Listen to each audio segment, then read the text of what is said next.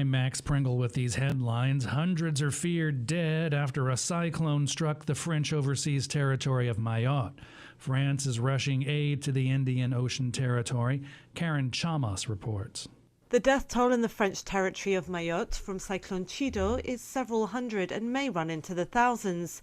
That's according to the island's top government official, Mayotte Prefect François-Xavier Bieuville, who spoke with a local broadcaster on Sunday. Bieuville said it was extremely difficult to get an exact number right now after the Indian Ocean islands were pummeled by the intense tropical cyclone on Saturday, causing widespread destruction.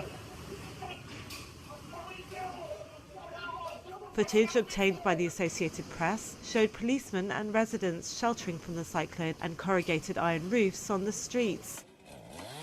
French Civil Protection Agency footage showed rescue services and armed forces cleaning up debris and trees strewn across the streets. Officials confirmed at least 11 deaths earlier Sunday, but said that was expected to increase significantly. I'm Karen Chamas.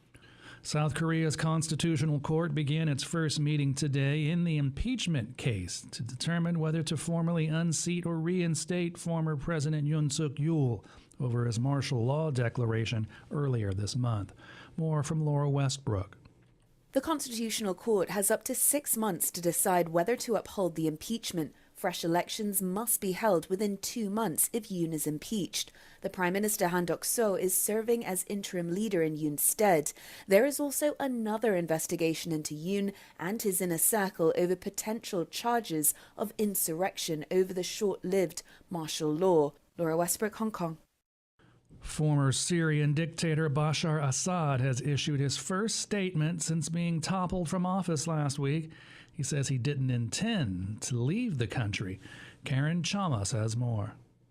Ousted Syrian President Bashar al-Assad said he had no plans to leave the country after the fall of Damascus a week ago, but the Russian military evacuated him after their base in western Syria came under attack. The comments are the first by al-Assad since he was overthrown by insurgent groups. He said in a statement on his Facebook page that he left Damascus on the morning of the 8th of December, hours after insurgents stormed the capital. He said he left in coordination with Russian allies to the Russian base in the coastal province of Latakia, where he planned to keep fighting. But he was evacuated to Moscow after the base came under a drone attack. I'm Karen Chamas. President Biden will sign a proclamation today establishing a national monument to honor Depression-era Labor Secretary Frances Perkins.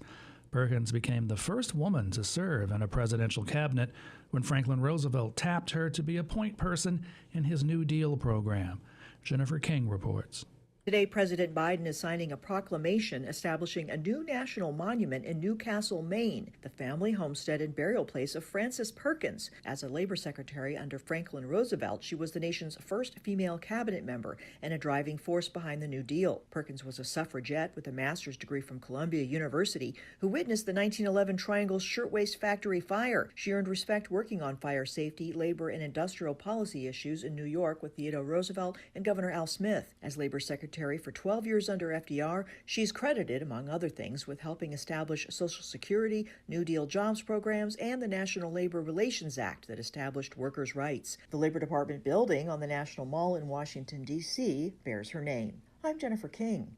The Postal Workers Union is pushing back against a proposed change to the Postal Service that they say will slow delivery for rural customers during the busy holiday season and beyond. Isabel Charlet reports.